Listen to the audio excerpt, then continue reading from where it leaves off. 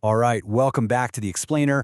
We just wrapped up a massive block on automation, and today we're shifting gears. We are kicking off our brand new image, audio, and video block by diving straight into Pillow. This is the absolute foundational library for working directly with images in Python. By the end of this, you're going to understand exactly how Pillow looks at an image, how to run those essential everyday operations, and how it all connects back to our deep learning topics. Let's get right into it. Here is our roadmap for today. We're going to meet the Pillow library, peek inside the pixel grid, open up the Everyday Image Toolkit, play around with advanced filters and drawing, explore the deep learning connection, and finally, look at some real-world automation workflows. Section 1. Meet the Pillow library. So to truly get a handle on this tool, we got to look at its slightly quirky name and history. Pillow is what developers call a fork. Basically, it's a genuinely separate, continued version of an older, now unmaintained library called PIL, the Python Imaging Library. The original PIL project kind of faded out, so the community stepped up, created Pillow, and completely replaced it. But here's the funny catch. Just to maintain backward compatibility, you're still going to find yourself typing import PIL in your actual code. It's a fun little historical quirk you'll see all the time. Section 2. Inside the pixel grid. Let's see how Pillow actually structures an image file under the hood once you load it into Python. When you pass a file path into the image.open function, you get back an image object. Now, this object is essentially a massive, structured grid of individual pixels, and every single pixel stores red, green, and blue color values. If you've been following along with us, bells should be ringing right now. This setup perfectly mirrors the multidimensional NumPy arrays we totally geeked out over back in Explainer number 6. It's the exact same fundamental concept.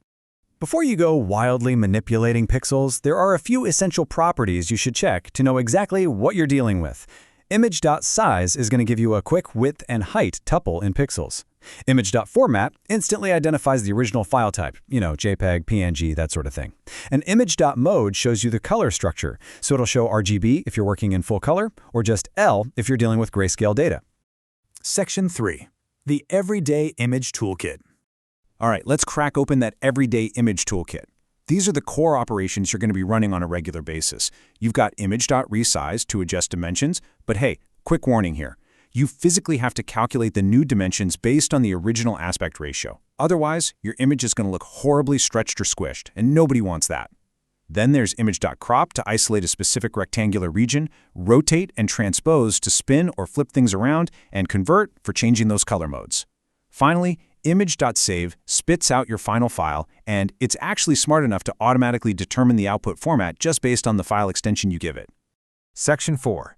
Advanced Filters and Drawing. Now, Pillow isn't just about moving existing pixels from point A to point B. You can actively create and enhance stuff. The ImageDraw module is incredibly useful. It literally lets you generate shapes, lines, and text right onto your canvas.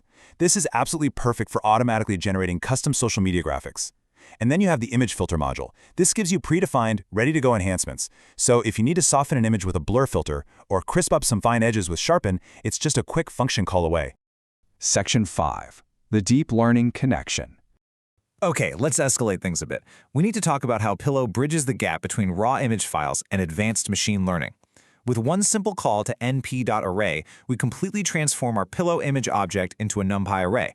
But stop and think about this for a second. Why exactly is this specific NumPy conversion capability so absolutely critical to modern programming? Well, tying this right back to our deep learning block, this exact conversion is the mandatory first step before you can feed any image into a trained classification model. Why? Because neural networks fundamentally operate on numerical tensors. They don't know what a JPEG is. Since a color image is naturally a 3D array of numbers anyway, transforming that Pillow image into a NumPy array is literally the key that unlocks deep learning for computer vision. Section 6. Real-world automation workflows. Let's ground all this theory in reality. Think about batch processing. By looping through a directory and systematically applying Pillow operations, you can build these incredibly powerful command line tools that save you literally hours of tedious manual work. Combine Pillow with CLI tools like Click or Typer, which we explored back in Explainers 58 and 59, and boom, you've got a script that can automatically resize and watermark an entire folder of images in seconds. It is a total game changer. Or consider a web environment. If you're building a Flask app, just like we did in Explainer 30, you need a reliable workflow to sanitize user uploads, save for profile pictures. Here is your step-by-step. You grab the uploaded file, use Pillow to resize it to a standard dimension, convert it to a consistent file format, crop it down to a nice clean square, and then save it to your server. It's clean, it's systematic, and it prepares that data perfectly.